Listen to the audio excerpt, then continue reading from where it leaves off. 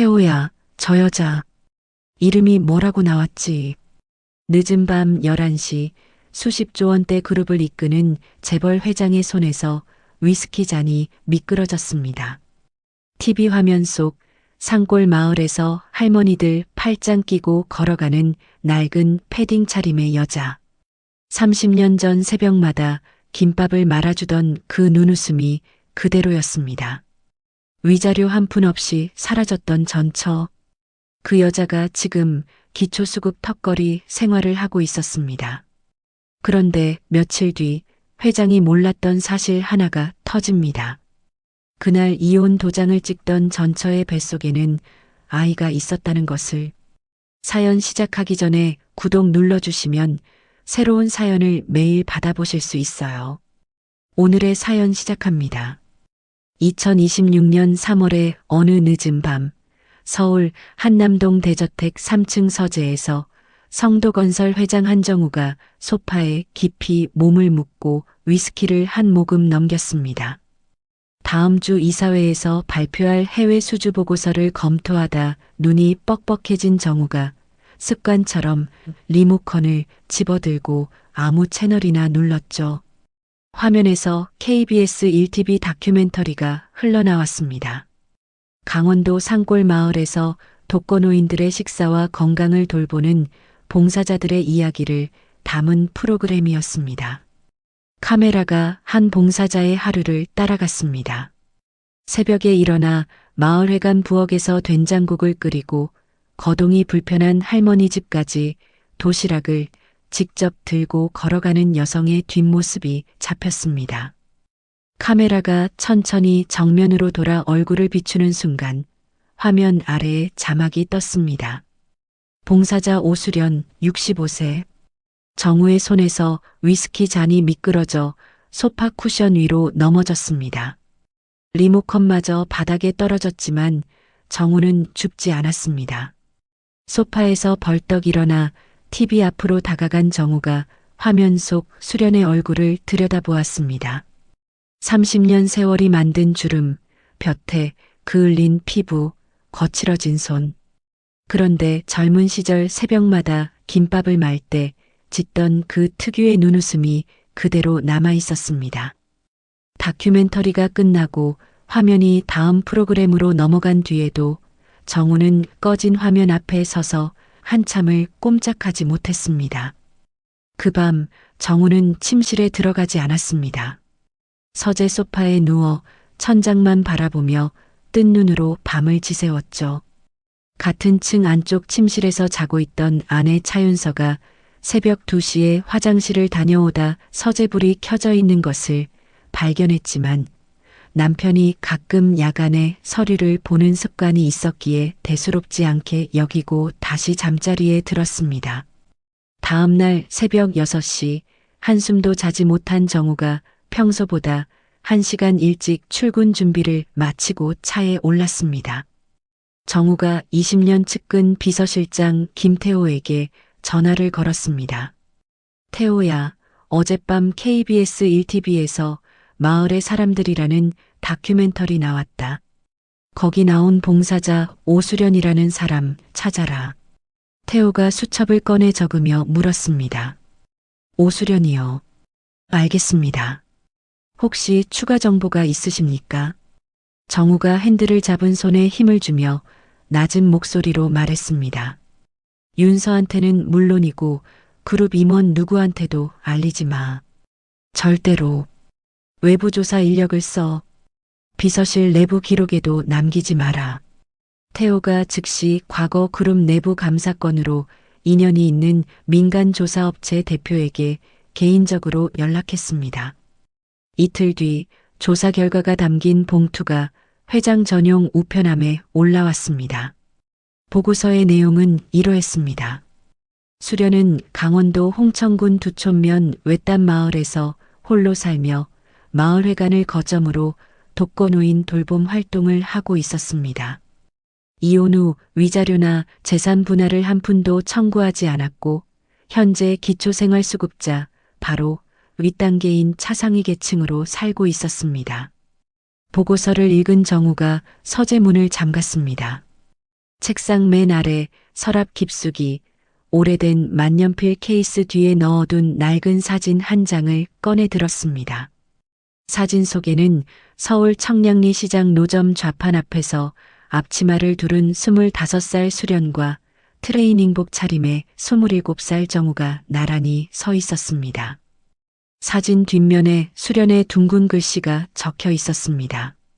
1988년 가을, 우리 가게 앞에서. 정우가 사진을 내려다보며 입술을 움직였습니다. 수련아. 1988년이었습니다. 강원도 홍천에서 고등학교를 마치고 상경한 27살 한정우는 동양 출신의 수련과 중매로 결혼한 뒤 서울 청량리 시장 한쪽에서 김밥과 떡볶이를 파는 노점을 운영했습니다. 수련은 새벽 4시에 일어나 김밥 재료를 손질했고 낮에는 동대문 봉제 공장 부업까지 뛰면서 번 돈을 한 푼도 쓰지 않고 남편의 사업 종잣돈 통장에 넣어주었습니다. 1990년대 초 노점에서 번 돈과 수련의 부업 수입을 합쳐 모은 종잣돈으로 정우가 소규모 건축자재 납품업을 시작했습니다.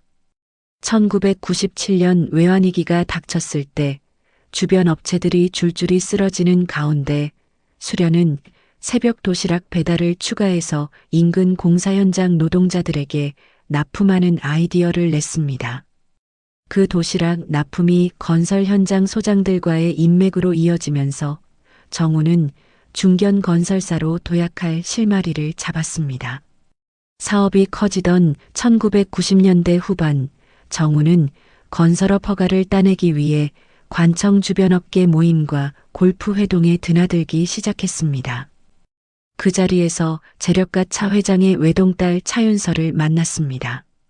윤서가 아버지의 인맥과 자금력을 배경으로 정우에게 핵심 허가 경로를 열어주었고 정우는 윤서가 열어주는 문 하나하나가 수련과 10년간 모은 종잣돈으로는 절대 열 수 없는 문이라는 것을 알면서도 점점 깊이 빠져들었습니다. 정우의 귀가 시간이 자정을 넘기기 시작했고 주말 골프 약속이 잦아지면서 수련과의 저녁 식사 횟수가 한 달에 2~3번으로 줄었습니다. 수련은 남편의 양복에서 나는 낯선 향수 냄새와 점점 비싸지는 넥타이를 보면서도 혼자 식탁에 앉아 식어가는 밥을 먹었습니다. 어느 날 수련이 세탁하려고 정우의 양복 주머니를 뒤지다가 강남 소재 고급 호텔 영수증과 함께 여성용 진주 귀걸이 한 짝을 발견했습니다. 수련은 영수증을 쓰레기통에 넣고 귀걸이만 식탁 위에 조용히 올려놓았습니다. 다음 날 귀가한 정우가 식탁 위 귀걸이를 보고도 아무 말 없이 주머니에 넣었습니다. 두 사람 사이에는 이미 말로는 건널 수 없는 강이 흐르고 있었죠. 1996년 봄 정우가 거실에서 수련에게 이혼을 꺼냈습니다. 수련아, 우리 정리하자. 수련이 소파 위에 올려놓은 두 손을 가만히 내려다보았습니다. 2주 전 산부인과에서 확인한 임신 사실이 머릿속을 스쳤지만 수련은 입을 열지 않았습니다. 이미 마음이 떠난 남편에게 아이를 구실로 매달리고 싶지 않았고 위자료를 두고 신랑이를 버리다 배가 불러오는 시기까지 정우와 마주 앉아야 한다는 것이 수련에게는 견딜 수 없는 일이었습니다. 수련은 임신 사실을 숨긴 채 위자료도 재산 분할도 요구하지 않고 이혼 서류에 도장을 찍었습니다. 변호사조차 선임하지 않았습니다. 구청을 나서며 수련이 정우의 등 뒤에 대고 말했습니다.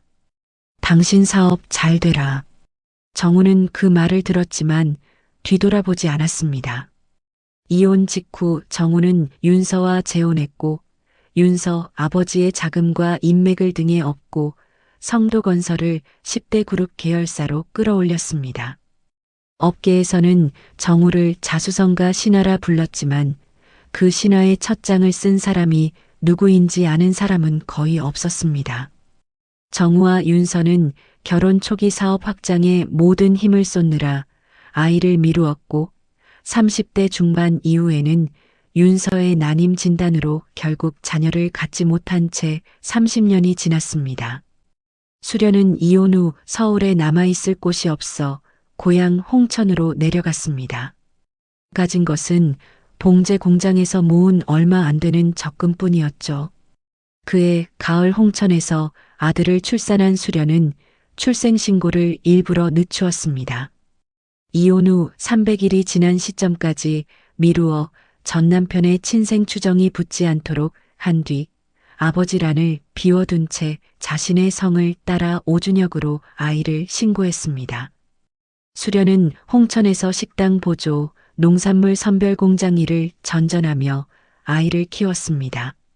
준혁이 중학생이 되어 아버지에 대해 물었을 때 수련은 짧게만 말했습니다. 서울에서 사업하는 사람인데 우리랑은 관계없는 사람이야. 이름은 알 필요 없어.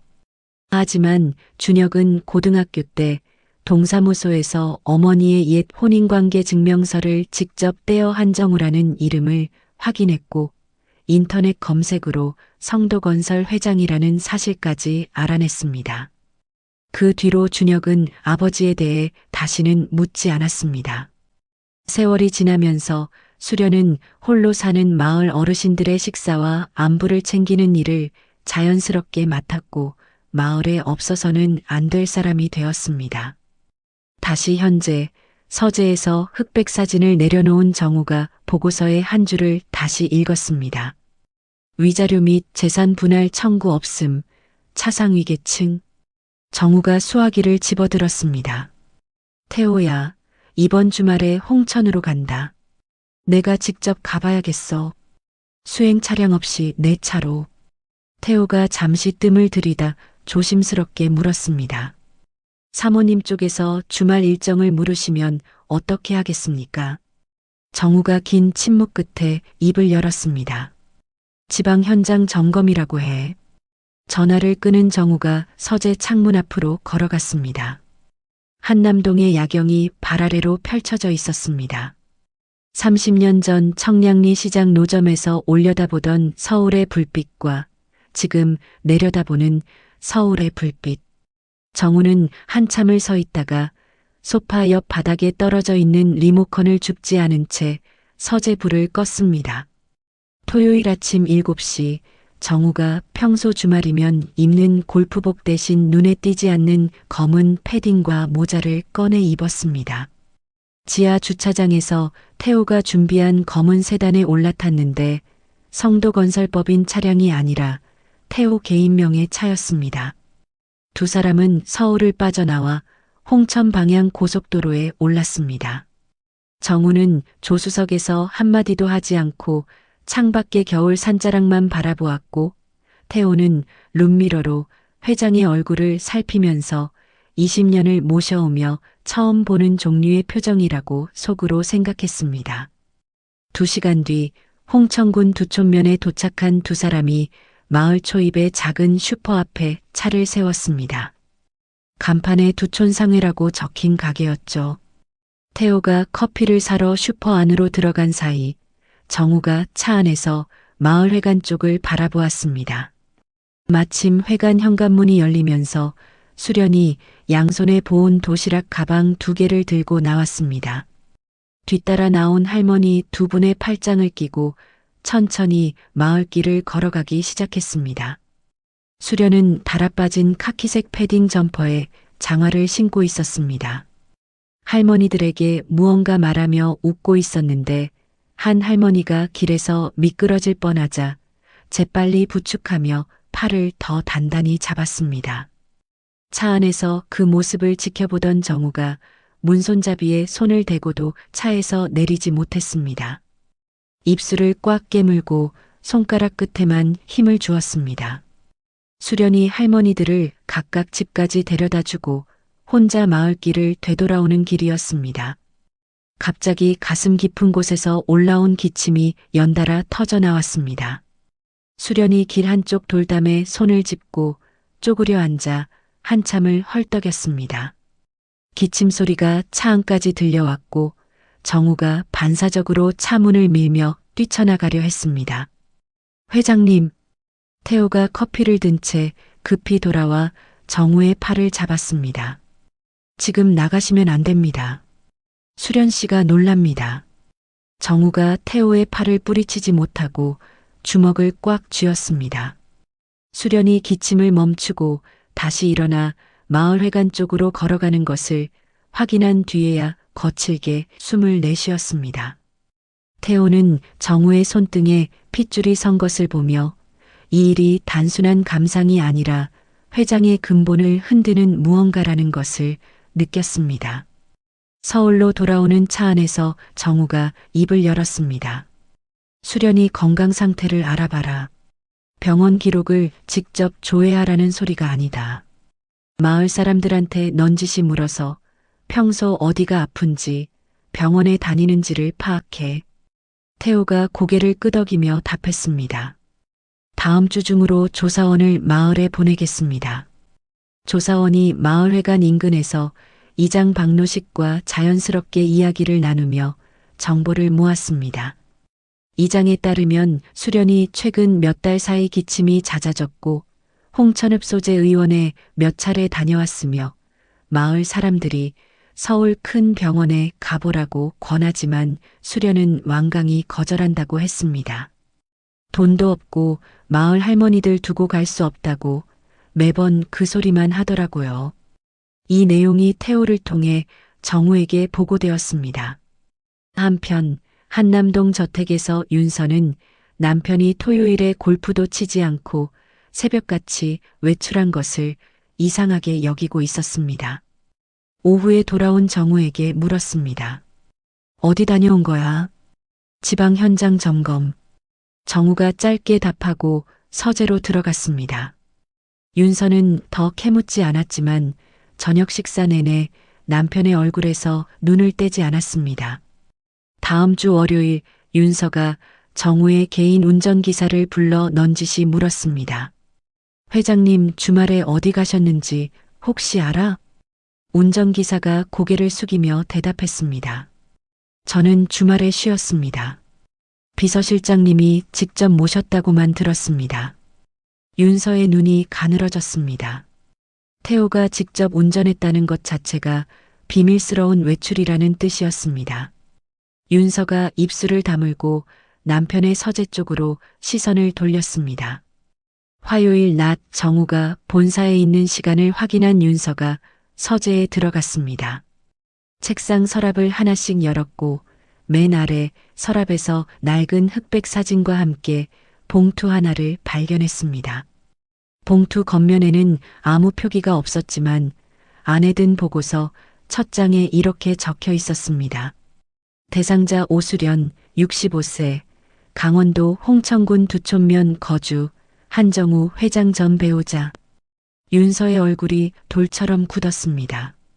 오수련이라는 이름이 윤서에게 낯설지는 않았습니다. 30년 전 정우와 결혼할 때 이혼 서류를 통해 전처가 있었다는 것을 알고 있었지만 위자료도 청구하지 않고 깨끗하게 사라진 여자였기에 더 이상 신경 쓸 필요가 없다고 생각했었습니다. 지금 남편이 그 여자를 다시 찾고 있다는 사실, 윤서의 손끝이 미세하게 떨렸습니다. 남편과의 사이에 자녀가 없는 자신의 처지에서 이것은 과거가 되살아나는 공포였습니다. 윤서가 보고서를 스마트폰으로 촬영한 뒤 한 장 한 장 원래 위치에 정확하게 돌려놓았습니다. 서재를 나온 윤서가 곧바로 전화를 걸었습니다. 성도건설 홍보팀에서 근무하다 퇴직 후 프리랜서 위기관리 전문가로 활동하는 박상진이었습니다. 강남의 호텔 라운지에서 만난 윤서가 수련의 이름과 홍천 거주지 정보를 건네며 말했습니다. 이 여자가 누구인지, 정우 씨가 왜 지금 찾고 있는지, 주변에 가족이나 관련된 사람이 있는지 빠르게 파악해. 박상진이 메모를 하며 고개를 끄덕였습니다. 범인을 어디까지 잡을까요? 윤서가 커피잔을 내려놓으며 또렷하게 말했습니다. 전부 다. 이건 내 자리가 걸린 문제야. 정우 씨 쪽 비서실보다 먼저 전체 그림을 내가 알고 있어야 해. 며칠 뒤 정우는 수련의 건강이 걱정되어 태호에게 지시했습니다. 서울대학병원 건강검진을 마련해서 수련한테 보내라. 발신자는 밝히지 마. 보건소를 사칭하면 공문서 위조가 되니까 민간건강증진재단의 무료 검진 대상자로 선정됐다는 형식으로 포장해. 그러나 수련은 마을 이장을 통해 전달받은 검진 안내서를 한번 훑어보고 고개를 저었습니다. 이장님, 내가 이런데 뽑힐 사람이 아니잖아요. 이상한 사기 우편물 아닌가요? 이장이 봉투를 다시 내밀며 말했습니다. 아니 공짜인데 왜 안 가? 서울 큰 병원에서 검사받을 수 있다는데. 수련이 손사래를 치며 봉투째 이장에게 돌려주었습니다. 난 홍천의원에서 약 타먹으면 돼요. 괜한 데 가서 시간 버리기 싫어요. 이 소식을 전해 들은 정우가 서재에서 혼자 쓴웃음을 지었습니다. 그래. 그 사람은 원래 그런 사람이었지. 남이 주는 건 안 받는 사람이야. 같은 시기 윤서의 의뢰를 받은 박상진이 자체 조사를 통해 수련의 현재 생활뿐 아니라 수련에게 성인 아들이 한 명 있다는 정보를 확보했습니다. 아들의 이름은 오준혁, 29세. 서울 성수동에 있는 IT 회사 파일랩 대표였습니다. 박상진이 윤서에게 보고서를 건네며 말했습니다. 준혁이라는 사람의 출생 시점이 묘합니다. 정우 회장과의 이혼 신고가 1996년 봄인데 실제 출생은 1996년 가을로 보입니다. 이혼 직후라는 거죠. 윤서가 보고서를 받아들고 잠시 숫자를 되짚었습니다. 눈동자가 빠르게 움직였습니다. 만약 이준혁이라는 사람이 정우의 아들이라면 이것은 단순한 옛날 사연이 아니었습니다. 정우와 윤서 사이에 자녀가 없는 상황에서 친자가 나타날 경우 윤서가 30년간 쌓아온 것들이 한순간에 흔들릴 수 있었습니다. 윤서가 보고서를 무릎 위에 내려놓으며 낮은 목소리로 말했습니다. 준혁이라는 사람의 회사 돈 사정, 투자 구조, 약한 곳까지 전부 파악해. 같은 시각 정우는 수련에게 아이가 있었을 가능성을 전혀 모른 채 태호에게 전화를 걸고 있었습니다. 다음 주에 다시 홍천에 간다. 이번에는 수련이 가까이에서 상태를 직접 확인할 방법을 찾아라. 태호가 전화를 끊고 창밖을 바라보았습니다. 점점 깊어지는 이 일의 크기와 윤서 쪽에서 감지되는 심상치 않은 움직임 사이에서 태호의 이마에 깊은 주름이 잡혔습니다. 정우가 두 번째 홍천 방문을 준비하던 화요일 오후 태호가 긴급 보고를 들고 집무실에 들어왔습니다. 회장님, 조사원이 원주 세브란스 기독병원 주변에서 수련 씨를 목격했습니다. 정우가 보고서를 펼쳐들었습니다. 수련이가 병원에 간 거야? 태호가 고개를 숙이며 이어서 말했습니다. 호흡기 쪽 외래를 방문한 것으로 보이고요. 병원 출입구에서 30대 남성이 수련 씨 팔을 부축하며 택시에 태우는 장면이 포착됐습니다. 이 남성의 차량 번호를 추적한 결과 오준혁, 29세, 서울 성수동 소재 파인랩 대표로 확인됐습니다. 정우의 손이 멈췄습니다. 태호가 두 번째 보고서를 건넸습니다. 준혁 씨의 공개된 사업자 등록 정보와 주민등록 요약 이력을 확인했습니다. 생년이 1996년이고 어머니는 오수련, 아버지라는 비어 있습니다. 정우가 보고서에서 눈을 떼지 못했습니다. 태호가 조심스럽게 말을 이었습니다. 이혼 신고가 1996년 봄이고 준혁 씨의 실제 출생이 1996년 가을이면 이혼 시점에 수련 씨가 임신 초기였을 가능성이 높습니다. 정우가 보고서를 집어든 채 허공을 바라보았습니다. 한참 뒤에야 입술이 움직였습니다. 그때 그 사람이 임신 중이었단 말이냐? 현재까지 확인된 정보로는 그렇게 보입니다. 정우가 양손으로 얼굴을 감쌌습니다. 1996년 봄 이혼 서류에 도장을 찍으며 당신 사업 잘 되라 하고 말하던 수련의 얼굴이 떠올랐습니다.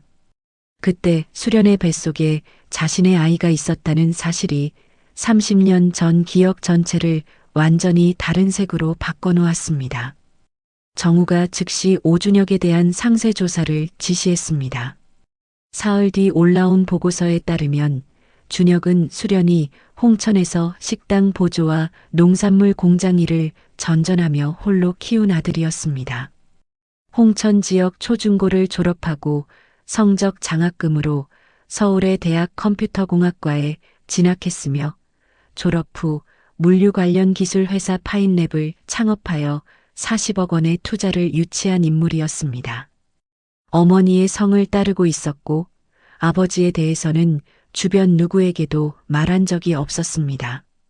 보고서에는 준혁의 대학 시절 학보사 기사도 첨부되어 있었습니다.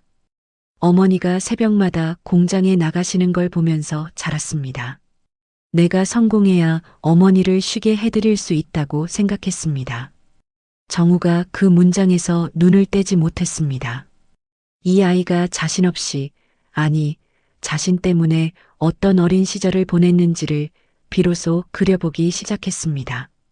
보고서 끝에는 조사원의 분석도 포함되어 있었습니다. 준혁의 지인 중 한 명이 이런 말을 했다고 적혀 있었습니다. 준혁이가 고등학교 때 아버지가 유명한 사람이라고 한번 말한 적이 있는데 그 뒤로 다시는 그 이야기를 꺼내지 않았습니다. 아들이 자신의 정체를 알면서도 29년간 단 한 번도 찾아오지 않았다는 사실. 정우가 보고서를 책상 위에 내려놓고 두 손으로 이마를 짚었습니다. 그날부터 정우는 사흘간 출근을 하지 않았습니다. 서재에 틀어박혀 식사도 거르고 태호가 가져다 놓은 죽그릇도 손대지 않았습니다. 윤서는 남편의 상태를 보며 가슴이 조여왔습니다. 이미 박상진을 통해 준혁의 존재와 출생 시기를 파악하고 있었기에 남편이 무엇 때문에 무너져 있는지 정확히 알고 있었습니다. 윤서가 박상진에게 전화를 걸어 낮은 목소리로 말했습니다. 파인랩에 돈을 댄 투자회사 목록을 알아내. 투자계약 구조도 파악하고 오수련의 이혼 전후 행적도 빠짐없이 확인해. 한편 원주병원에서 정밀 검사를 받은 수련은 담당 의사로부터 폐에 문제가 있다는 소견을 들었습니다. 의사가 수련에게 차분하게 설명했습니다. 수련 씨, 폐 쪽에 염증이 번지고 있는 소견이 보입니다.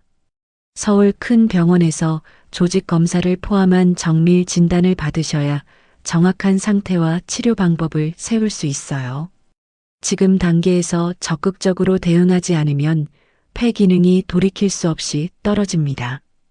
수련이 진료실을 나와 아들 준혁에게 전화를 걸었습니다. 준혁아, 별거 아니야. 폐가 좀 안 좋은 거래. 약 먹으면 된다더라. 준혁이 전화기를 귀에 바짝 붙이며 물었습니다. 약만 먹으면 되는 거예요? 의사 선생님이 정확히 뭐라고 하셨는데요? 아이고, 괜히 걱정시키려고 전화한 게 아닌데. 서울 큰 병원까지 갈 것도 없어. 준혁은 어머니의 목소리에서 억지로 밝은 척하는 기색을 느꼈지만 전화로 더 캐묻는 것이 어머니를 불편하게 할 것을 알았습니다. 알겠어요. 약 꼭 챙겨 드세요. 전화를 끊고 사무실 의자에 앉은 준혁의 표정이 어두워졌습니다. 정우는 수련의 건강 문제를 계속 파악하면서 동시에 아들 준혁을 한번 만나볼 수 있는 방법을 태호에게 물었습니다. 태호가 솔직하게 의견을 말했습니다. 상대가 아버지의 존재를 알면서도 29년간 연락하지 않은 사람입니다. 갑자기 찾아가면 거부당할 가능성이 높고 수련 씨한테까지 충격을 줄 수 있습니다. 정우가 고개를 끄덕이면서도 책상 위에 놓인 준혁의 사진에서 눈을 떼지 못했습니다. 정우가 망설이는 사이 윤서의 고문 박상진은 한 발 먼저 움직였습니다. 파인랩에 투자한 회사의 담당자 중 자신의 업계 인맥과 연결되는 인물을 찾아 비공식 식사 자리를 만들고 대화 도중에 파인랩의 돈 사정과 준혁의 경영 방식에 대한 정보를 자연스럽게 모았습니다. 동시에 수련의 이혼 전후 행적 조사 결과도 확인했습니다. 이혼 후 어떤 남자와의 관계도 없었고 홍천에서 홀로 아이를 낳고 키웠다는 사실이었습니다. 박상진은 준혁이 정우의 친아들일 가능성을 높게 보았고 이 모든 자료를 한데 묶어 정리하기 시작했습니다. 결국 정우는 태호의 만류에도 아들을 직접 보겠다고 마음을 굳혔습니다. 파일랩 사무실이 있는 서울 성수동의 리모델링 건물을 찾아갔지만 건물 1층 카페에 앉아 커피를 시킨 채 2시간을 보내면서도 끝내 사무실로 올라가지 못했습니다. 나오는 길에 건물 유리문 너머로 직원들과 화이트보드 앞에서 회의 중인 준혁의 옆모습이 보였습니다. 준혁의 이마 라인과 눈매에서 젊은 시절 자신의 얼굴을 발견한 정우가 차에 올라탄 뒤 두 손으로 얼굴을 감싸고 운전대에 이마를 기댔습니다. 태호는 조수석에서 아무 말 없이 기다리면서 회장이 울고 있는지 아닌지 확인하지 않았습니다. 그날 밤 수련에게서 준혁에게 전화가 왔습니다. 수련이 기침을 참으며 말했습니다. 준혁아, 요즘 마을에 이상한 사람들이 와서 나한테 이것저것 물어보고 다닌대. 이장님도 이상하다고 하시더라. 혹시 너한테 무슨 일 있는 거 아니지? 준혁이 자리에서 일어나 사무실 창가로 걸어가며 말했습니다. 마을에 사람이 왔다고요? 누가요? 모르겠어. 외지 사람인데 이장님한테 나에 대해 이것저것 물어봤다더라. 준혁의 눈이 좁아졌습니다. 마을에 사람을 보낸 것이 누구인지 알 수 없었지만 직감적으로 한 가지 가능성이 머릿속을 스쳤습니다. 어머니, 모르는 사람 오면 상대하지 마시고 저한테 바로 전화하세요. 전화를 끄는 준혁이 사무실 의자에 앉아 어둠 속에서 생각을 정리했습니다. 어머니 주변을 조사하는 누군가가 있다면 그것은 아버지 한정우가 어머니를 찾았다는 뜻일 수 있었습니다. 고등학교 때 혼인관계 증명서에서 확인한 그 이름이 29년 만에 현실로 다가오고 있다는 불안이 밀려왔습니다. 하지만 동시에 어머니의 기침 소리가 귓속에서 맴돌았고 이 변수가 어쩌면 필요한 것일 수도 있다는 생각이 처음으로 스쳤습니다. 다음 날 아침 준혁이 어머니의 담당 의사에게 직접 전화를 걸었습니다. 보호자로서 정확한 상태를 알아야 합니다. 의사가 차분하게 설명했습니다. 현재 소견으로는 폐에 생긴 염증이 점점 굳어가는 단계로 진행될 수 있습니다. 서울 큰 병원에서 조직 검사와 정밀 촬영을 빨리 받지 않으면 치료 시기를 놓칠 수 있어요. 약을 쓰기 시작하는 때가 이후 경과에 결정적입니다. 전화를 끄는 준혁이 한참을 창밖을 바라보았습니다. 서울 큰 병원의 진료비, 검사비, 입원비, 그리고 고가 약값을 머릿속으로 계산해 보았습니다. 파일랩은 투자받은 돈을 대부분 기술 개발과 직원 채용에 쏟아부은 상태였고 대표인 자신의 개인 돈으로는 긴 치료를 감당하기 어려운 현실이었습니다. 준혁이 스마트폰을 들어 성도건설을 검색했습니다. 한정우 회장의 사진이 실린 기사 화면을 한참 들여다보았습니다. 29년간 한 번도 연락하지 않았던 그 남자에게 자신이 먼저 손을 내밀어야 한다는 사실이 온몸을 짓눌렀지만 어머니의 폐에서 나던 기침 소리가 머릿속에서 반복해서 울렸습니다. 준혁이 성도건설 대표 번호를 스마트폰에 저장했습니다. 수요일 오전 10시 성도건설 본사 1층 로비에 청바지와 검은 재킷 차림의 청년이 들어왔습니다. 안내데스크 직원에게 명함 한 장을 내밀며 말했습니다. 오준혁입니다. 한정우 회장님 비서실에 제 이름을 말씀해 주시면 됩니다. 직원이 비서실에 연락을 넣자 태호가 직접 로비로 내려왔습니다. 태호는 엘리베이터에서 준혁과 나란히 서며 이 젊은이의 눈매와 턱선에서 30년 전 회장의 젊은 시절 사진과 겹치는 것을 순간적으로 느꼈지만 아무 내색 없이 회장 집무실 앞까지 안내했습니다. 필요하시면 언제든 부르십시오. 태호가 문을 열어준 뒤 복도에서 대기했습니다. 집무실 문이 열리고 정우와 준혁이 처음으로 마주 앉았습니다. 정우는 아들의 얼굴에서 수련의 코와 턱선, 그리고 거울에서 보던 자신의 눈매를 동시에 발견하고 입을 열지 못했습니다. 준혁이 먼저 말했습니다. 감정을 철저히 억누른 건조한 목소리였습니다. 단도직입적으로 말씀드리겠습니다. 어머니가 폐 쪽에 심각한 질환 의심 진단을 받았습니다. 서울 큰 병원에서 정밀 진단과 치료를 받아야 하고 고가 약을 포함한 치료비가 상당합니다. 제 개인 돈으로는 전액 부담이 어렵습니다. 준혁이 정우의 눈을 똑바로 보며 말을 끝냈습니다. 그래서 왔습니다. 정우가 의자에서 벌떡 일어났습니다. 내가 모든 치료비를 대마. 준혁도 의자에서 일어섰습니다.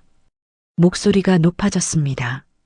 29년 동안 어머니 병원비는커녕 존재 확인도 하지 않은 사람이 돈으로 해결하겠다고 하면 그게 속죄가 됩니까? 정우는 아들의 분노를 정면으로 받았습니다. 아무런 반박도 하지 않고 책상을 돌아 준혁 앞으로 걸어간 정우가 그대로 무릎을 꿇었습니다. 복도 유리 너머로 그 장면을 본 태호가 눈을 돌렸습니다. 준혁이 무릎 꿇은 아버지를 내려다보며 한참을 말없이 서 있었습니다. 주먹이 떨렸지만 준혁은 주먹을 내리지 않았습니다. 치료에 필요한 비용만 받겠습니다. 그 밖에 어머니의 삶이나 제 삶에는 관여하지 마십시오. 그리고 어머니한테는 이 돈이 어디서 온 건지 제가 알아서 설명하겠습니다. 준혁이 돌아서서 집무실을 나갔습니다. 복도에서 걸음이 빨라지더니 엘리베이터에 타자마자 벽에 이마를 기대고 눈을 감았습니다. 준혁이 떠난 뒤 정우는 바닥에서 일어나지 못했습니다.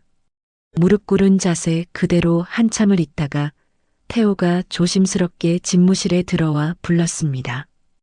회장님. 정우가 천천히 일어서며 말했습니다. 태호야, 삼성서울병원 호흡기 쪽에 내가 아는 교수가 있다. 오늘 중으로 정밀진단 예약을 잡아라. 모든 비용은 내 개인 통장에서 빠지게 해. 회사 돈은 일절 쓰지 마라.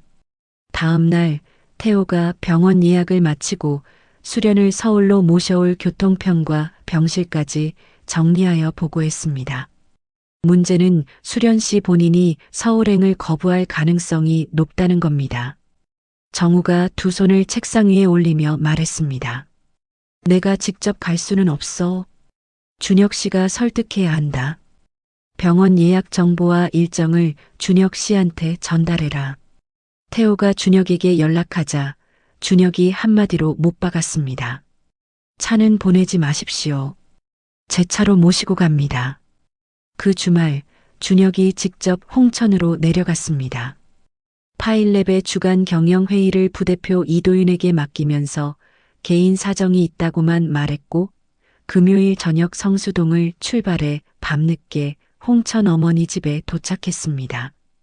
토요일 아침 수련의 작은 부엌에서 어머니가 끓여준 된장찌개를 마주 앉아 먹었습니다. 준혁이 숟가락을 내려놓고 입을 열었습니다. 어머니, 서울병원에서 정밀 진단을 받으셔야 해요. 제가 다 알아봤어요. 수련이 아들의 얼굴을 빤히 보며 물었습니다. 돈이 어디서 난 거냐? 준혁이 잠시 침묵했습니다. 찌개에서 올라오는 김이 두 사람 사이로 흘렀습니다. 아버지한테 받았습니다. 수련의 숟가락을 든 손이 멈췄습니다. 수련이 고개를 천천히 저었습니다. 그 사람 돈은 받으면 안 돼. 어머니. 준혁이 수련의 눈을 마주 보았습니다. 저는 그 사람이 미웠고 지금도 미워요. 하지만 어머니 살리려고 그 사람 앞에서 머리를 숙였습니다. 제 자존심 같은 건 어머니 목숨보다 중요하지 않아요. 이건 그 사람한테 지는 게 아니라 제가 어머니를 위해 선택한 겁니다. 수련이 아들의 눈을 한참 바라보았습니다. 더 이상 거절의 말을 꺼내지 못하고 고개를 돌려 창밖을 보았습니다. 일요일 오후 준혁의 차에 작은 캐리어 하나를 싣고 수련이 홍천을 떠났습니다. 출발 전 마을회관에 들러 이장에게 당부했습니다. 이장님, 할머니들 저녁 식사는 이웃집 영숙이한테 부탁해놨으니 잘 챙겨주세요. 이장 박노식이 수련의 손을 잡으며 말했습니다. 수련 씨가 없으면 우리가 어쩌냐? 빨리 낫고 와라. 마을 할머니 서너 분이 차 앞까지 나와 수련의 손을 잡고 배웅했습니다. 김순자 할머니가 수련의 팔을 붙들며 말했습니다. 수련아, 서울 가서 꼭 몸 좀 챙겨. 우리는 걱정 말고. 수련이 할머니의 손을 두 손으로 감싸주며 웃었습니다. 금방 올게요, 순자 어머니. 삼성서울병원 병동에 수련이 입원했습니다. 정우는 병원 쪽에 익명 후원자 이름으로 모든 비용을 처리하도록 지시했습니다. 진료비, 약가, 병실비, 밥값까지 전부 내 개인 통장에서 자동으로 빠지게 해라. 환자한테는 후원재단 지원이라고 안내하고. 정우 자신은 직접 병원에 나타나지 않았습니다. 대신 매일 아침 태호에게서 수련의 검사 일정, 상태, 밥을 얼마나 먹었는지까지 보고받았고 병실에 놓일 꽃과 과일을 보호자 오준혁 이름으로 꽃집에 주문하여 매일 배달시켰습니다. 준혁은 매일 도착하는 꽃과 과일이 자신이 주문한 것이 아님을 알면서도 어머니에게 말했습니다. 제가 시킨 거예요. 수련이 꽃다발을 풀며 고개를 갸웃거렸습니다. 네가 언제 이렇게 꽃 같은 걸 보낼 줄 알았냐? 그러면서도 꽃병에 꽃을 정성스럽게 꽂았습니다. 이번 이틀째 정밀 진단이 시작되었습니다. 담당 교수가 중간 결과를 보호자인 준혁에게 설명했습니다. 폐에 염증이 번지고 있는 소견이 확인됐습니다. 조직 검사를 통해 정확한 유형을 보고 약을 쓸지 결정하겠습니다. 빨리 시작하는 게 중요합니다. 준혁은 병실로 돌아가 어머니에게 말했습니다. 검사 잘 되고 있대요. 걱정 마세요. 수련의 입원 소식이 홍천 마을에 퍼졌고 이장 박노식이 할머니 세 분을 데리고 기차를 타고 서울까지 문병을 왔습니다. 이장이 1인실 병실을 둘러보더니 복도에서 준혁을 불렀습니다. 준혁아, 수련이가 무슨 돈으로 이런 병실에 있는 거냐? 준혁이 이장의 눈을 보며 담담하게 답했습니다. 제가 마련했습니다. 이장이 반신반의하는 표정이었지만 더 캐묻지 않았습니다. 이번 닷새째 밤이었습니다. 준혁이 병실 간이 침대에서 노트북을 펴고 파일랩 업무 메일을 처리하다 잠들어 있었습니다. 수련이 혼자 깨어 창밖 서울 야경을 바라보았습니다. 30년 전 이 도시에서 새벽마다 김밥을 말고 저녁에는 봉제 공장에서 재봉틀을 돌리던 시절이 떠올랐습니다. 1996년 봄 이혼 서류에 도장을 찍고 구청을 나서던 그날. 뱃속에 아이가 있다는 것을 알고 있었지만 배가 불러올 때까지 정우와 마주 앉아야 한다는 것이 두려워 모든 것을 포기하고 빨리 끊어내는 쪽을 택했습니다. 홍천행 시외버스에 오르면서 이 아이만큼은 그 남자의 그늘 밖에서 키우겠다고 결심했던 그 새벽. 30년이 지난 지금 병원 창문 너머의 서울 야경 위에 그때의 기억이 겹쳐졌습니다. 수련이 간이 침대에서 잠든 아들의 얼굴을 내려다보았습니다. 아버지 없이 자라면서도 원망 한마디 없이 자신을 돌봐준 아이. 그토록 싫어하던 아버지에게 스스로 찾아가 머리를 숙인 아이. 수련이 아들의 이마 위로 빠져나온 머리카락을 가만히 쓸어 올리며 소리 없이 눈물을 흘렸습니다. 이번 2주째 월요일 아침 담당 교수가 수련의 병실을 회진하며 말했습니다. 조직 검사 결과가 나왔습니다. 폐에 생긴 염증이 아직 굳어지기 전 단계에서 잡았어요. 약을 쓰면 폐 기능을 지킬 수 있을 것으로 봅니다. 약에 대한 반응도 좋은 편이고요.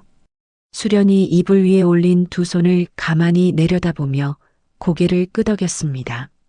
준혁이 복도로 나와 벽에 등을 기대고 처음으로 깊은 숨을 내쉬었습니다. 눈을 감고 천장을 올려다보며 한참을 서 있었습니다. 준혁이 태호에게 전화를 걸어 검사 결과와 치료 경과를 알렸습니다. 태호가 곧바로 회장 집무실로 들어가 보고했습니다. 조직 검사 결과 염증이 굳어지기 전 단계에서 발견됐고 약물 치료로 폐 기능을 보존할 수 있다고 합니다. 정우가 의자 등받이에 깊이 몸을 기대며 물었습니다. 그러면 일상생활은 가능한 거냐? 담당 교수에 따르면 약에 잘 반응하면 일상 복귀가 가능하다고 합니다. 정우가 천장을 올려다보며 한참 동안 눈을 감았습니다. 양손이 팔걸이 위에서 미세하게 떨렸습니다. 그 주 수요일 정우가 태호에게 말했습니다. 병원에 가겠다. 태호가 조심스럽게 입을 열었습니다. 준혁 씨가 허락하지 않을 가능성이 큽니다. 치료가 잘 되고 있는 상황에서 괜히 자극이 될 수 있습니다. 정우가 잠시 침묵한 뒤 답했습니다. 거절당하면 복도에서라도 기다리마. 억지로 들어가지는 않겠다. 목요일 오후 2시 정우가 평소의 정장 대신 수수한 회색 점퍼와 면바지 차림으로 병동복도에 도착했습니다. 마침 병실에서 나오던 준혁과 엘리베이터 앞에서 마주쳤습니다. 준혁의 표정이 순간 굳어졌습니다. 정우가 낮은 목소리로 말했습니다. 잠깐이면 된다. 얼굴만 보고 오마. 네가 안 된다고 하면 여기서 돌아가겠다. 준혁이 아버지의 눈을 몇 초간 들여다보았습니다. 복도 의자 쪽으로 고개를 돌리며 말했습니다. 10분. 어머니가 불편해하시면 바로 나오십시오. 정우가 병실 문 앞에서 한번 깊이 숨을 들이쉰 뒤 문을 열고 들어섰습니다. 창가 침대에서 베개를 받치고 앉아 홍천 지역 신문을 읽고 있던 수련이 문 쪽으로 고개를 돌렸습니다. 30년 만에 두 사람의 시선이 3미터 거리에서 정면으로 마주쳤습니다. 정우가 입을 열려 했지만 목이 막혀 아무 소리도 나오지 않았습니다. 수련이 신문을 무릎 위에 내려놓고 한동안 정우의 얼굴을 훑어보더니 먼저 말했습니다. 많이 늙었네. 정우가 침대 옆 보호자 의자에 힘없이 앉았습니다. 긴 침묵이 흘렀습니다. 미안하다. 두 글자를 입 밖에 꺼내기까지 정우의 입술이 여러 번 떨렸습니다. 수련은 그 말을 듣고도 화를 내거나 울지 않았습니다. 잘 살았으면 됐어. 정우는 그 문장을 듣는 순간 참고 있던 것이 무너졌습니다. 고개를 숙이고 눈물을 흘렸고 수련은 시선을 창밖으로 돌린 채 정우의 울음을 조용히 지켜보았습니다.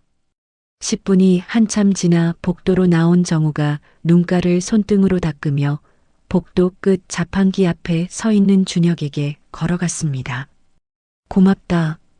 준혁이 캔커피를 뽑으며 퉁명스럽게 답했습니다. 어머니한테 한 건데 왜 저한테 고마워하십니까? 준혁이 돌아서서 병실로 향하면서 입술을 꽉 깨물었습니다. 그날 저녁 준혁이 처음으로 자신의 의지로 태호에게 전화를 걸었습니다. 퇴원 후 어머니 통원 치료 관련해서 현실적으로 의논할 게 있습니다. 정우와 준혁은 태호를 통해 수련의 퇴원 후 생활에 대한 실무적 논의를 시작했습니다. 준혁이 핵심을 짚었습니다. 어머니가 홍천으로 돌아가시면 서울까지 통원이 사실상 불가능합니다. 당분간 서울에 모시고 있어야 하는데 제성수동 원룸에서 함께 지내기에는 공간이 부족합니다. 정우가 태호를 통해 병원과 가까운 서울 강북구의 조용한 빌라 단지를 알아보게 했습니다. 집세와 생활비는 정우 개인 돈에서 대대, 계약은 수련 본인 이름으로 하도록 했습니다. 준혁이 조건을 확인한 뒤 말했습니다. 어머니 이름으로 하는 건 좋습니다. 하지만 어머니한테 진짜 돈 출처를 숨기기는 어렵습니다. 제가 직접 말씀드리겠습니다. 퇴원 전날 준혁이 수련에게 솔직하게 말했습니다. 서울에서 당분간 통원 치료를 받아야 한다는 것, 강북구에 작은 빌라를 구했다는 것, 그리고 그 비용이 아버지에게서 나왔다는 것을 수련이 한참을 침묵하다가 물었습니다. 그 사람이 왜 이러는 거냐? 준혁이 잠시 뜸을 들이다 답했습니다. 모르겠어요. 다만 어머니가 아프다는 걸 알고 가만히 있지 못하는 것 같았습니다.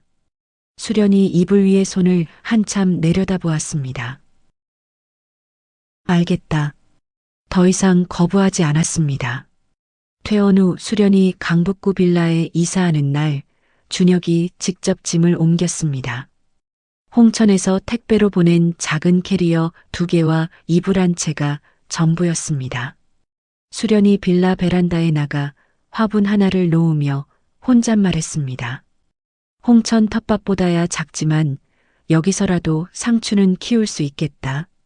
준혁이 어머니의 뒷모습을 보며 입꼬리를 살짝 올렸다가 이내 거두었습니다. 수련이 서울 생활에 적응하기 시작하면서 정우는 수련에게 직접 연락하거나 찾아가지 않았습니다. 대신 매주 한 번 수련이 사는 빌라 인근 도로를 차로 지나가며 베란다에 불이 켜져 있는지를 확인했습니다. 태호가 운전대를 잡고 매번 같은 말을 했습니다. 오늘도 불 켜져 있습니다. 그래. 정우는 한마디만 하고 돌아갔습니다.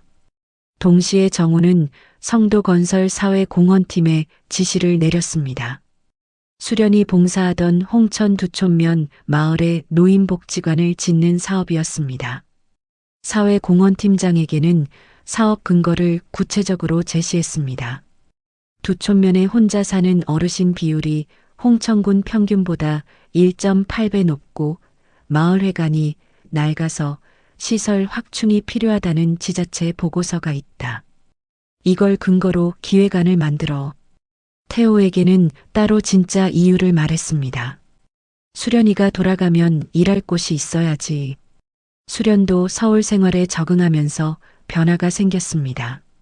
빌라 근처 경로당에서 자원봉사를 시작하여 홍천에서 하던 것처럼 어르신들의 식사를 챙기고 말벗이 되어 주었습니다. 경로당 관리인이 말했습니다. 수련 씨 오고 나서 어르신들이 밥을 잘 잡수셔요. 수련이 국을 퍼담으며 웃었습니다. 이게 제가 할 줄 아는 거라서요. 준혁은 어머니의 통원 치료가 안정되면서 파일랩 업무에 복귀했고 매주 2번 진료일에는 직접 어머니를 병원까지 데려다 주었습니다. 이 과정에서 태호와의 통화가 잦아지면서 준혁은 자연스럽게 아버지의 근황을 듣게 되었습니다.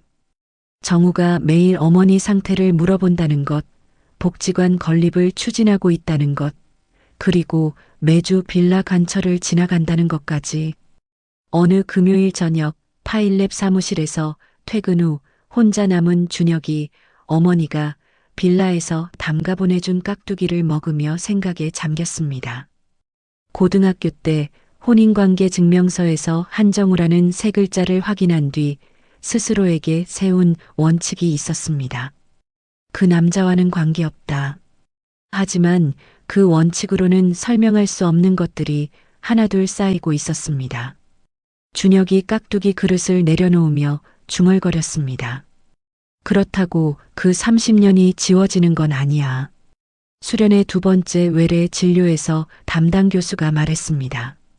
약에 대한 반응이 좋습니다. 이 추세면 반년 뒤에 약을 줄이는 것도 검토할 수 있겠어요. 준혁이 그 소식을 태호에게 전했고 태호가 정우에게 보고했습니다. 정우는 그날 저녁 집무실에서 혼자 오래된 위스키를 한 잔 따랐습니다. 다큐멘터리에서 수련을 다시 본 그 밤 이후 처음으로 위스키가 쓰지 않았습니다. 같은 시기 정우는 개인 재산 일부를 내놓아 복지재단을 세우는 작업을 법률사무소에 맡겼습니다. 재단의 첫 번째 사업이 홍천 두촌면 노인복지관 건립이었고 정우 개인이 가진 주식 일부와 현금을 재단에 넣는 구조였습니다. 이 작업은 태호와 법률사무소만 알고 있는 극비 사안이었습니다. 수련의 치료가 안정되고 준혁과 정우 사이에 아직 냉기는 남아 있었지만 태호를 통해 최소한의 대화가 오가기 시작했습니다. 정우의 삶에 30년 만에 처음으로 분기 실적이나 주가가 아닌 사람에 대한 마음이 자리를 잡기 시작한 바로 그때 윤서가 몇 달간 금고에 넣어두었던 것을 꺼내 들었습니다. 월요일 아침 8시 주요 경제신문과 연예 매체 3곳에 동시에 기사가 올라왔습니다. 성도건설 한정우 회장 30년간 숨겨온 혼외자 존재 확인. 기사에는 오수련의 실명과 홍천 거주 이력, 오준혁의 실명과 파일랩 대표 직함, 삼성서울병원 입원 사실, 강북구 빌라 정황이 빠짐없이 담겨 있었습니다. 기사의 핵심은 수련이 이혼 전처라는 사실보다 30년간 숨겨온 아들에 초점을 맞춘 것이었습니다. 마치 정우가 혼외 관계를 통해 자녀를 두고 비밀리에 관리해온 것처럼 읽히도록 짜여 있었고 병원 주차장에서 망원 렌즈로 찍은 것으로 보이는 수련과 준혁의 출입 사진까지 붙어 있었습니다. 기사가 나가자마자 성도건설 주가가 장 시작과 동시에 급락했습니다.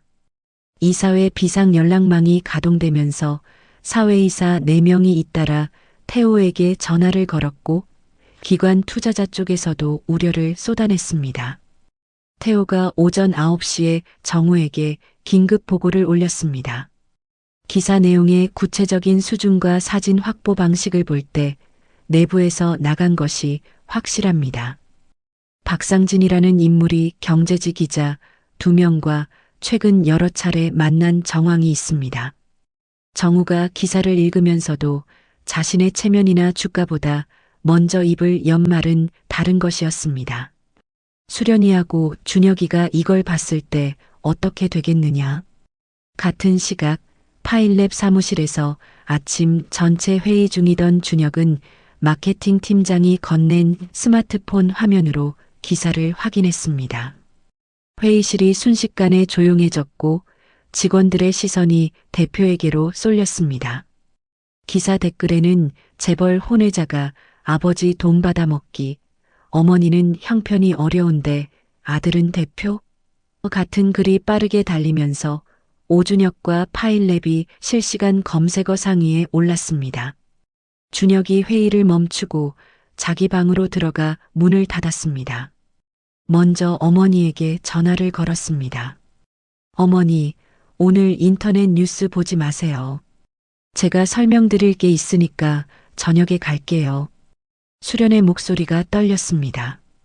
준혁아, 나 벌써 봤어. 경로당에서 어르신 한 분이 핸드폰으로 보여줬다. 준혁이 이를 악물고 눈을 감았습니다. 어머니, 제가 다 해결할게요. 아무한테도 말씀하지 마세요.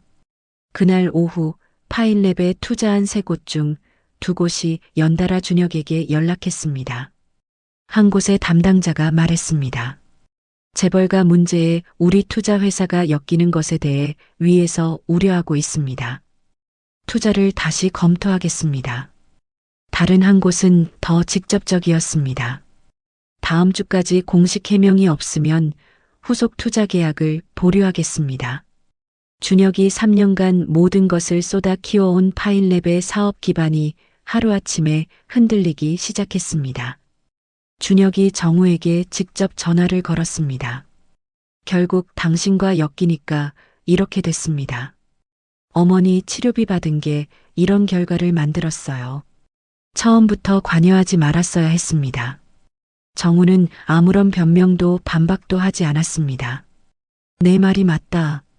전화가 끊어진 뒤 정우가 집무실 창 앞에 서서 서울 도심의 건물들을 내려다보며 한참을 움직이지 않았습니다. 저녁 준혁이 강북구 빌라에 도착하자 수련이 이미 캐리어를 꺼내 짐을 싸고 있었습니다. 내가 괜히 서울에 올라와서 내한테까지 피해가 간 거야. 홍천으로 돌아갈게. 약은 홍천 의원에서 타먹으면 돼. 준혁이 캐리어 손잡이를 잡으며 말했습니다. 지금 가시면 통원 치료를 중단하는 거예요. 약을 함부로 끊으면 병이 다시 나빠집니다. 수련이 캐리어 위에 손을 올린 채 아들을 바라보았습니다. 치료보다 내 사업이 더 중요해. 수련의 눈가가 젖어들었습니다. 준혁이 어머니를 겨우 설득해 당장의 홍천행을 막고 빌라를 나섰습니다. 밤길을 걸으며 파일랩 부대표 이도윤에게 전화를 걸어 상황을 설명했습니다. 도윤이 곧바로 답했습니다. 투자자들한테 대표 개인 일이 회사 기술력하고 관계없다는 걸 숫자로 보여줘야 해. 내일 아침까지 긴급 자료 준비할게. 도윤이 잠시 뜸을 들이다 덧붙였습니다. 형, 이거 혼자 짊어지지 마. 윤서는 기사가 예상대로 커지자 속으로 계획이 통했다고 판단하면서도 겉으로는 한남동 저택에서 정우와 마주 앉아 피해자 행세를 했습니다. 이런 일이 있었는지 정말 몰랐어. 30년 결혼 생활이 이런 비밀 위에 있었던 거야? 정우가 그룹 법률팀을 통해 기사에 대한 정정 보도를 추진하려 하자 윤서가 교묘하게 막았습니다. 정정 보도를 하면 오히려 사실을 인정하는 꼴이 돼. 기사만 더 커져. 성도건설의 주요 공공 발주처인 한국토지주택공사가 공문을 보내왔습니다. 진행 중인 2천억 원대 사업 입찰 참여 자격을 재검토하겠다는 내용이었고 이사회에서 회장의 잦은 사퇴 또는 경영 후퇴를 공식 의제로 올리자는 목소리가 터져 나왔습니다. 준혁은 다음날 아침 파일랩 전 직원 앞에서 말했습니다. 이것은 저의 개인 일입니다. 파일랩의 기술력과 고객에 대한 가치는 변하지 않습니다.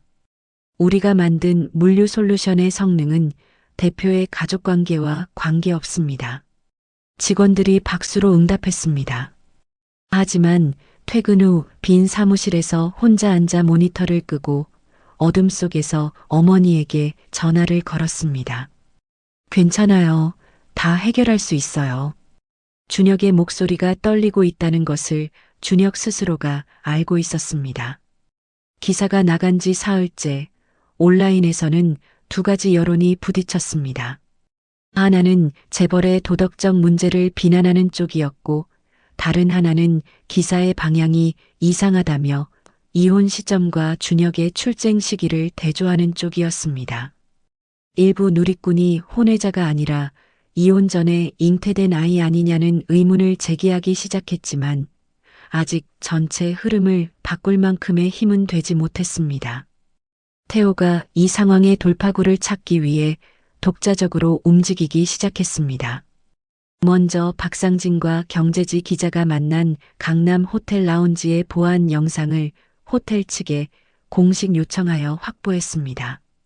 공개된 장소에서의 촬영이므로 합법적인 절차였습니다. 동시에 기사를 쓴 기자 중 한 명이 과거 박상진과 같은 홍보업계에서 일한 경력이 있다는 사실도 확인했습니다.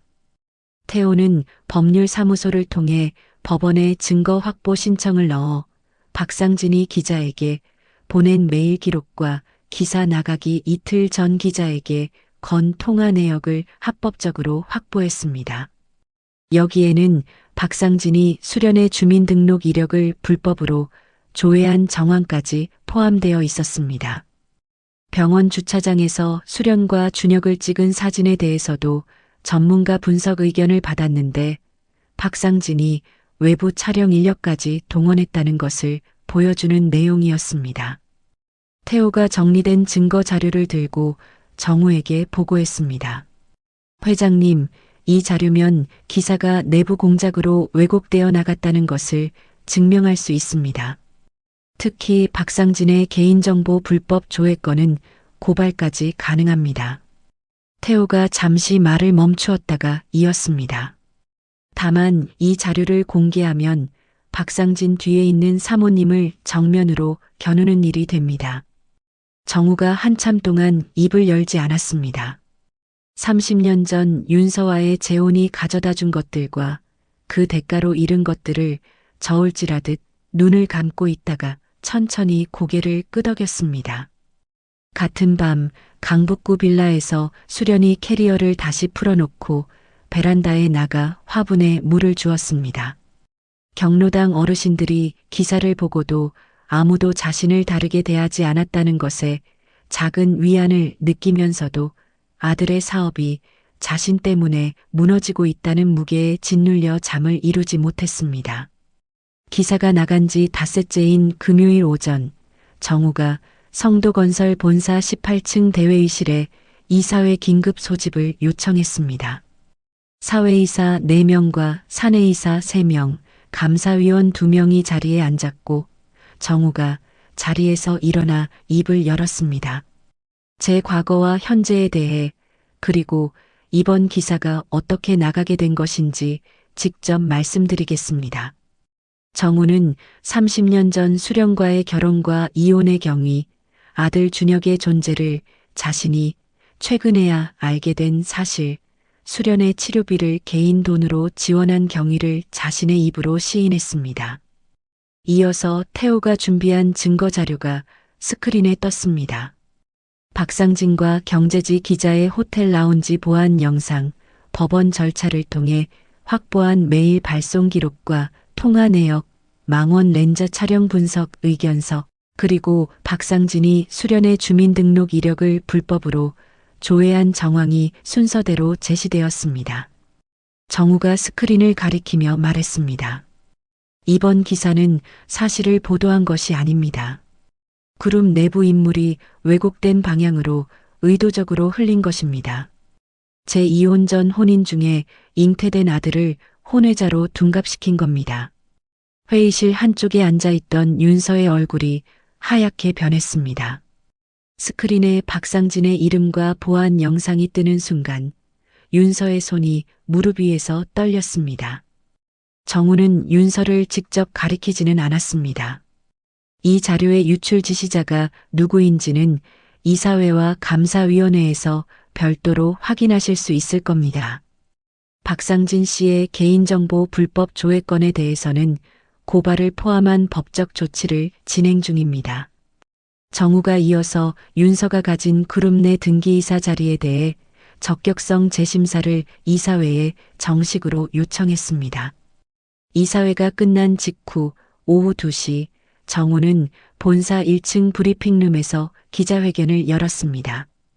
50여 명의 기자와 카메라 앞에서 준비된 원고 없이 첫 문장을 꺼냈습니다. 저는 30년 전 아내를 버렸습니다. 브리핑룸이 순간 조용해졌습니다.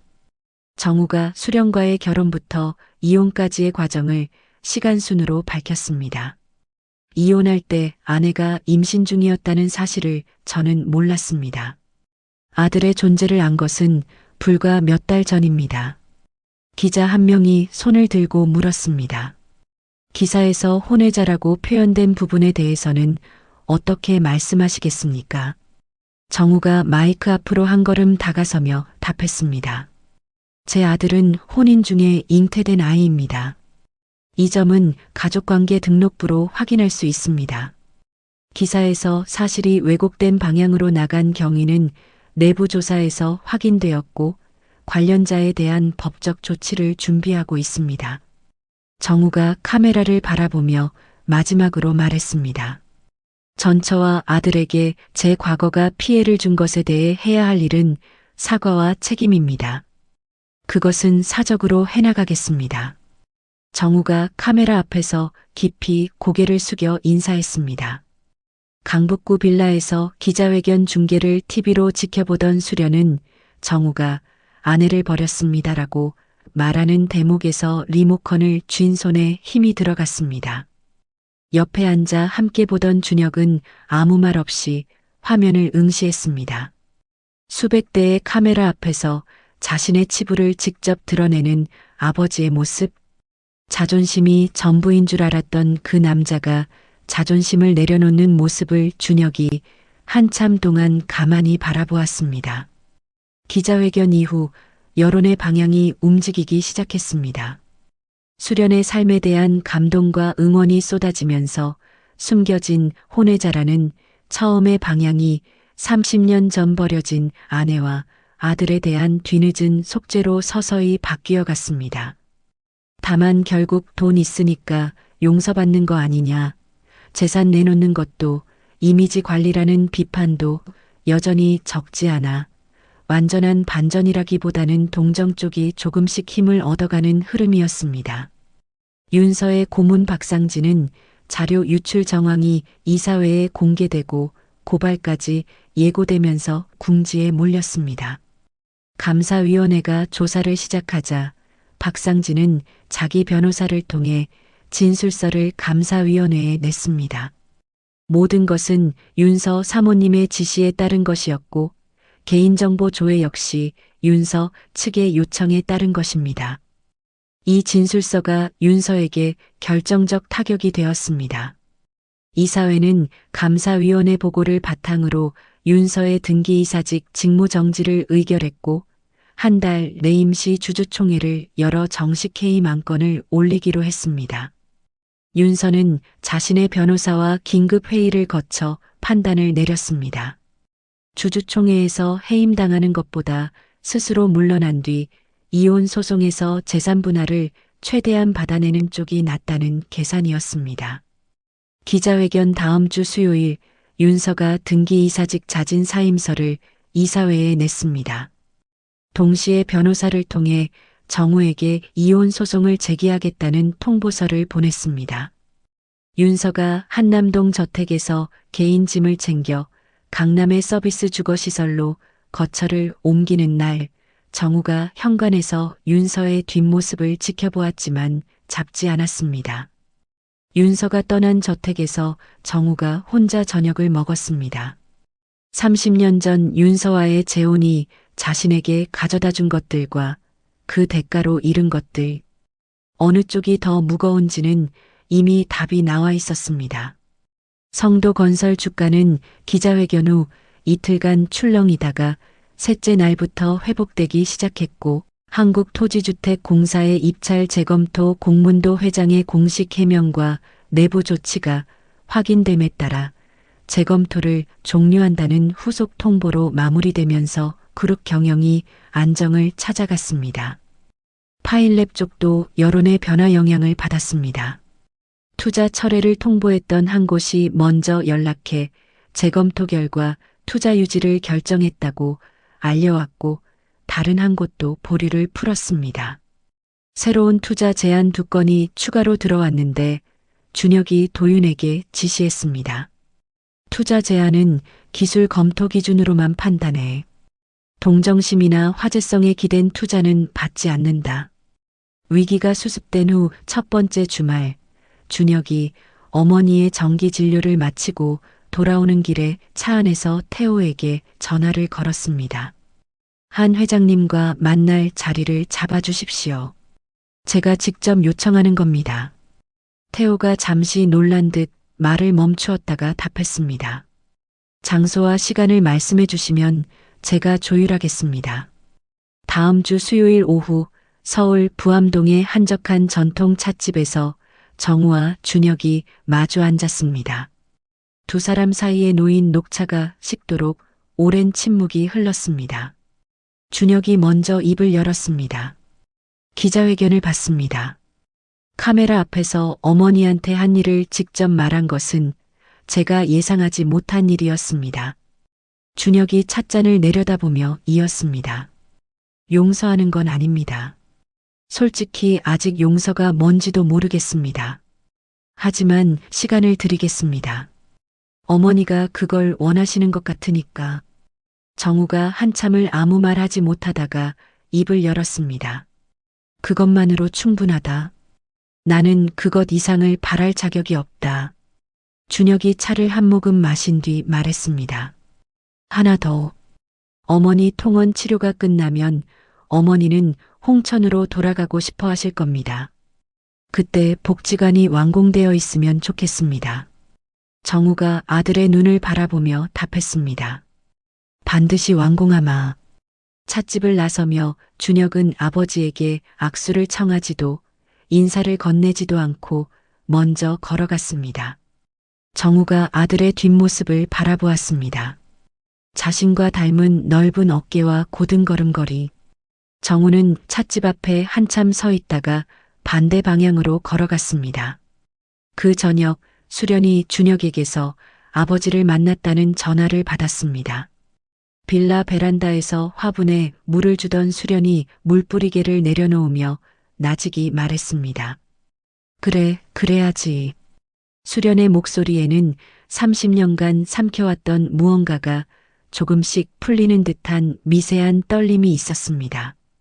저녁 햇살이 빌라 외벽을 타고 수련의 얼굴 위로 내려앉았습니다. 1년 뒤인 2027년 10월 강원도 홍천군 두촌면 마을 초입에 2층짜리 건물이 완공되어 있었습니다.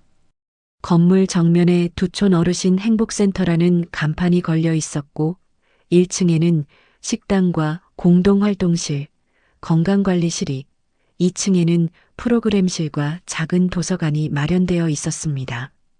건물 뒤편에는 수련이 요청한 텃밭이 정갈하게 조성되어 상추, 깻잎, 쪽파가 줄지어 심어져 있었습니다. 개관식 날 아침 마을 주민 50여 명과 홍천군 관계자, 성도복지재단 실무진이 센터 앞마당에 모였습니다. 1년 전 수련을 촬영했던 KBS 제작팀도 후속 취재차 카메라를 설치하고 있었습니다. 테이프 커팅을 맡은 사람은 재단 사람도 지역의원도 아닌 봉사자 오수련이었습니다.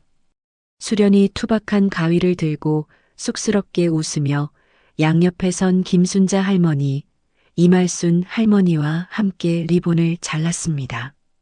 수련의 건강은 1년간의 꾸준한 치료 덕에 많이 나아져 있었습니다.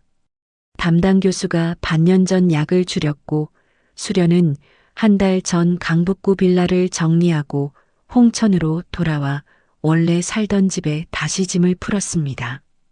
정우는 개관식 뒷줄에서 수행 없이 혼자 서 있었습니다. 양복 대신 평범한 남색 재킷과 면바지를 입고 마을 주민들 사이에 섞여 수련이 테이프를 자르는 장면을 바라보았습니다. 1년 반 전 서재에서 다큐멘터리를 보고 리모컨을 떨어뜨렸던 그 밤이 떠올랐습니다. 그때 떨어뜨린 리모컨 대신 오늘은 두 손을 가만히 모으고 박수를 쳤습니다. 준혁은 어머니 옆에 서서 개관식을 함께 했습니다. 마을 주민들이 수련에게 다가왔습니다. 수련 씨 다시 돌아왔구만. 할머니들이 수련의 손을 잡으며 반겼습니다. 서울 병원 다녀오더니 얼굴이 좋아졌네. 준혁은 어머니가 이 마을에서 어떤 존재인지를 주민들의 반응으로 새삼 확인하다가 시선을 돌려 행사장 뒤쪽에 서 있는 아버지를 발견했습니다. 준혁과 정우의 시선이 가을 햇살 아래에서 마주쳤습니다.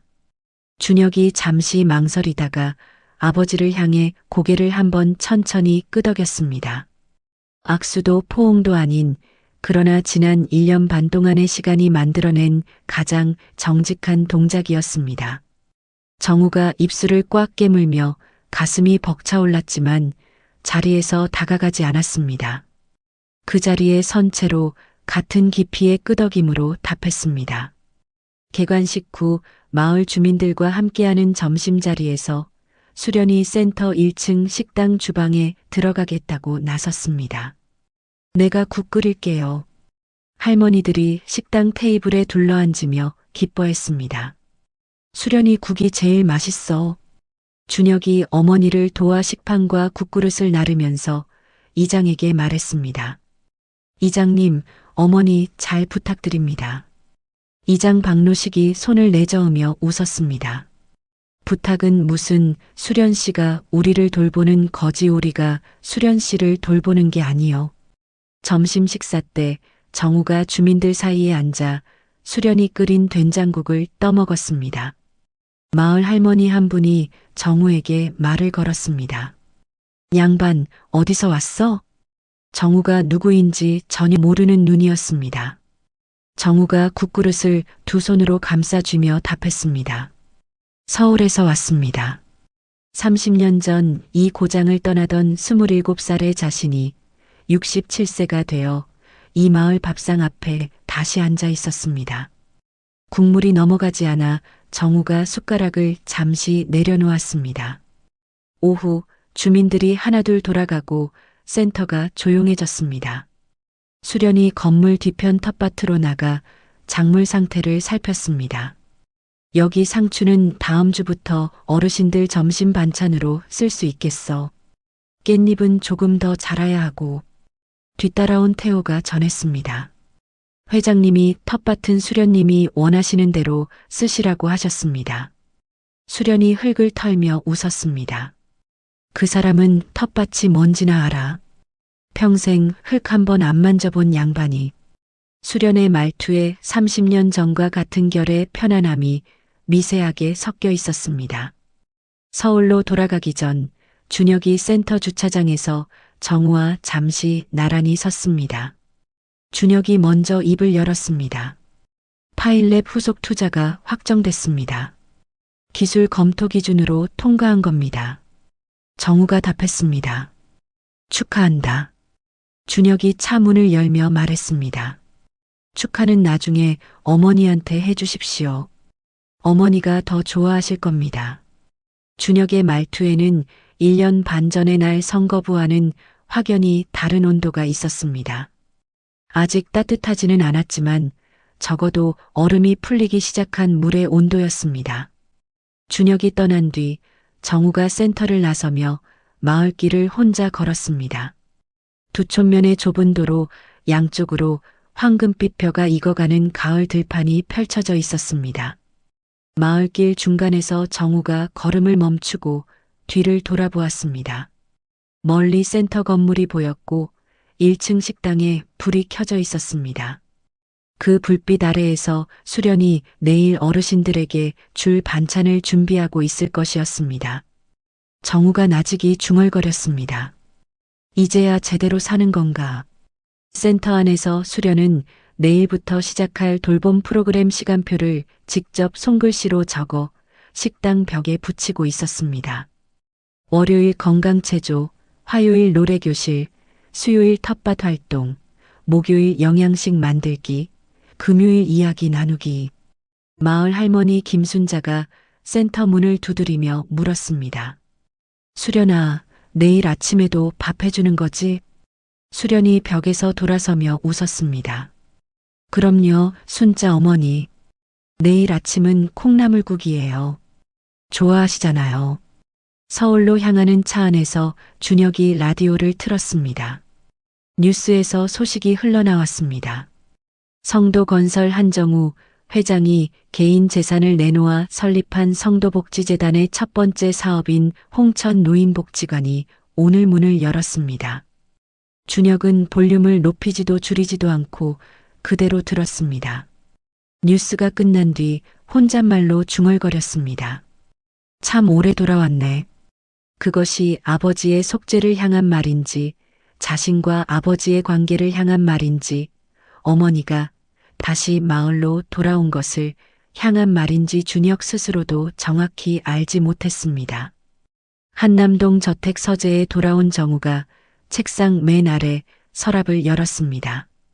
1988년부터 간직해온 흑백 사진을 꺼내 들고 처음으로 서재 책상 위 액자에 넣어 세워놓았습니다.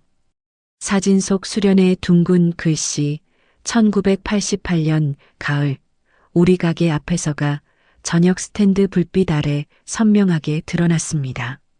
서랍 깊숙이 숨겨두었던 것이 이제 책상 위에서 매일 마주하는 풍경이 되었습니다.